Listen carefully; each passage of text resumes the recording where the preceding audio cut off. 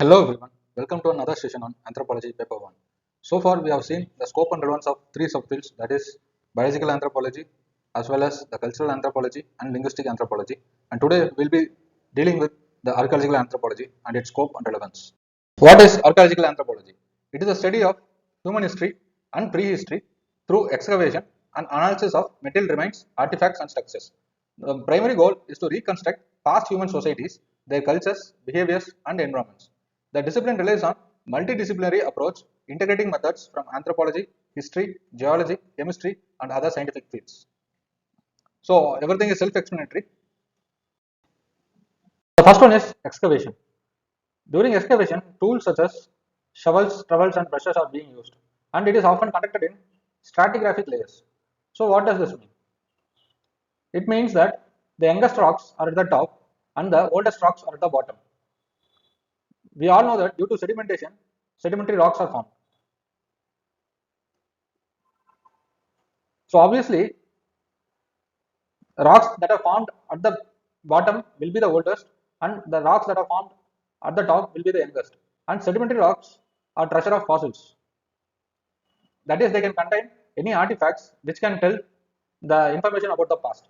So obviously, what are the fossils found in these younger rocks will be chronologically dated as the most youngest, and the fossils that are found in the oldest rocks or older sedimentary rocks will be dated as the oldest one.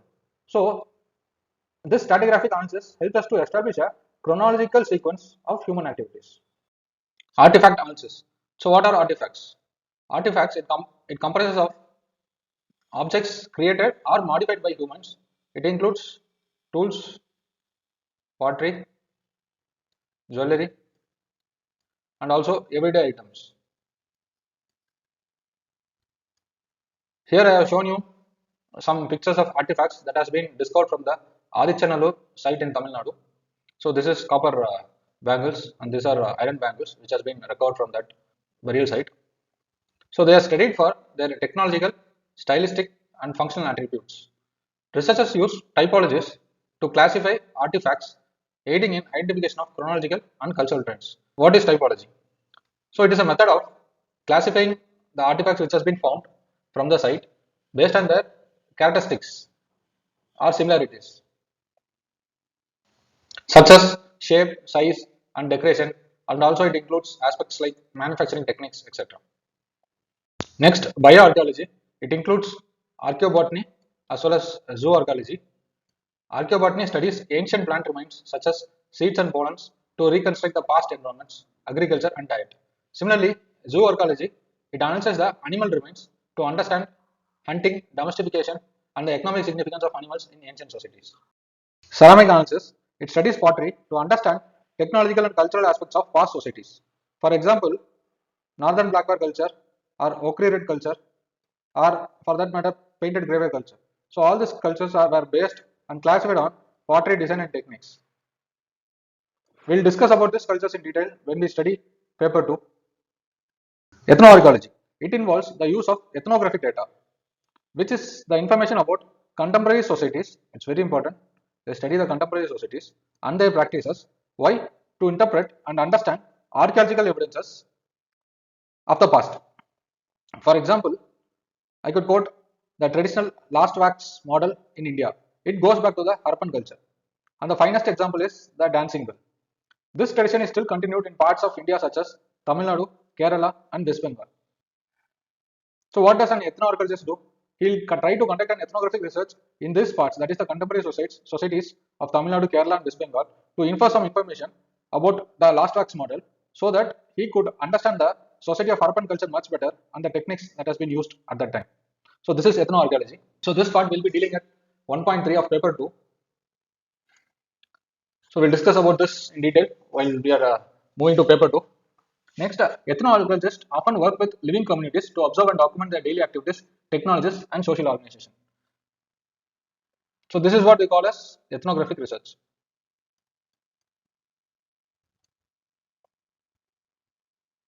The goal of ethno-archaeology is to make inferences about the past by studying the behaviors and material culture of the contemporary societies.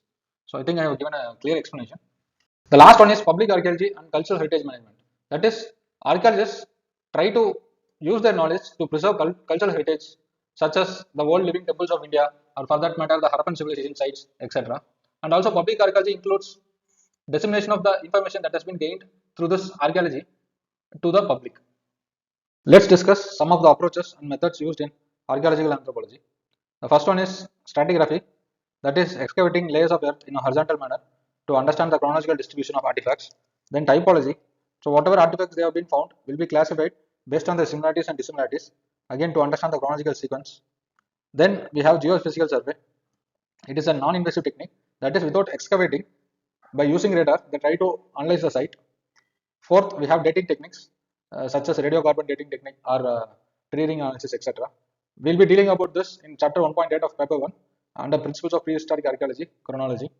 We'll discuss extensively about this when we discuss chapter 1.8. Next, we have osteological analysis and DNA analysis. So this is the study of bones and DNA of ancient remains, etc. Last, we have petrography, that is the study of rocks. So these are the various techniques and approaches used in archaeological anthropology. Let's discuss some of the relevance of archaeological anthropology in contemporary time. First one, it helps in regenerating the water bodies.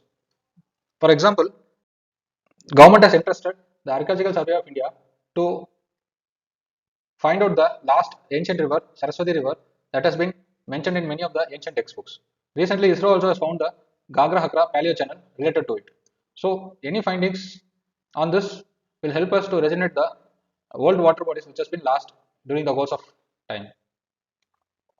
The next relevance is climate change and adaptation. We all know that human societies has evolved over a very long period of time. So, examination of archaeological sites of the past societies can reveal how those societies adapted to the environmental changes. This knowledge is very relevant in the contemporary context. Another area where archaeological anthropology can help is the urban planning and sustainability. For example, studies on ancient urban civilizations, especially like the Harappan civilization, can provide insight into early urban planning and sustainable practices. Lessons from these ancient cities can inform contemporary urban development resource management strategies. Next, heritage conservation and tourism. For example, archaeologists can help in restoration of ancient temples or historic cities for that matter, contributing to preserving the cultural heritage. This will also help in attracting tourism and foster a sense of pride and connection to the past. It can help in global connectivity and trade. For example, exploration of ancient trade networks like the ancient Silk Route or the trade through Indian Ocean can help us understand the interconnectedness of the past societies, which can help in the contemporary time to boost trade and also the connectivity and also help in cultural exchange and diplomacy, etc. Let's discuss some of the archaeological anthropologists. The first one is B.B. Lal. He is associated with the discovery of ancient township of Ayodhya and the excavation of Kalibangan site in Rajasthan. Next, S.R. Rao, known for his extensive work in the underwater archaeology. He conducted significant research on the ancient port city of Lothal in Gujarat. Another famous Indian archaeologist is K.N. Dikshit. He is known for his research on ancient Indian urbanization and the Harappan civilization. The discussion on archaeological anthropology and also the other three major subfields have been completed. Let's see again in another new chapter. Till then, goodbye. Thank you.